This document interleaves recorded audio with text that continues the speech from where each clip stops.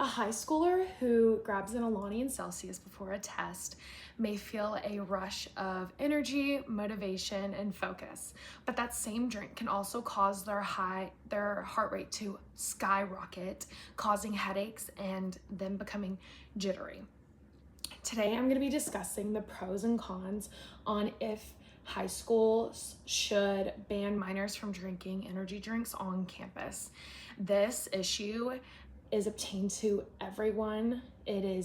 Energy drinks are promoted on social media, causing them to become the next soda, and they are sold on campus and in almost all convenience stores.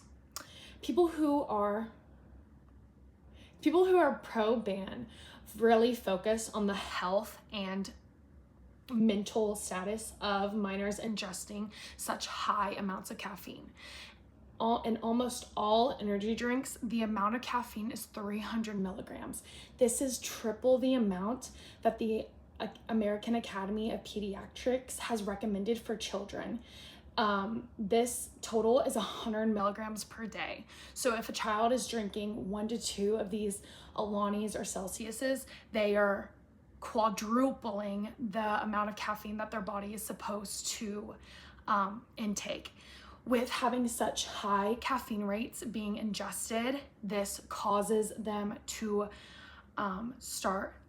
Side effects of it is actually anxiety, attention deficit disorder, sluggishness, and a bad pattern of sleep.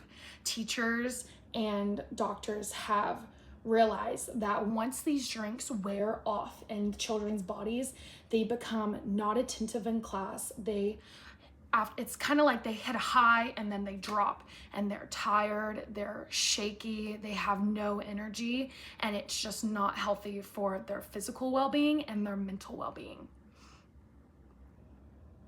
On the other hand, there are cons and people against banning these energy drinks due to the worry of the effectiveness on keeping the band alive, but also parents feeling like this is their problem, not the government's. When you do a full blanket ban on any sugary drinks, families feel like the power is not put in their hands to be like, okay, if I don't want my child to have these drinks, I'm not gonna buy them and I'm not gonna allow my child to have them.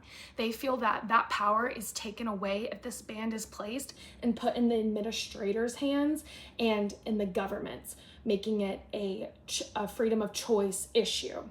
Another issue when it comes to banning these drinks is keeping the law in place. There was a law in Poland, or a Polish law, that banned these drinks, but it was still questioned, like, is this even working? Across schools and districts nationwide, there was a stop to sugary drinks and sodas, but of course, the access of these drinks to kids never stopped, and kids were still able to have them. And with teachers not being like, hey, you can't have these drinks, like, the consistency of the restriction was just never put in place. These are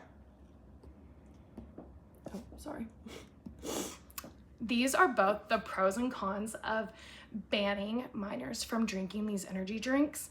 On the pro side, it would help physically and mentally with children, but on the con side, it involves restrictions and being consistent with those restrictions, but also giving the family freedom of choice.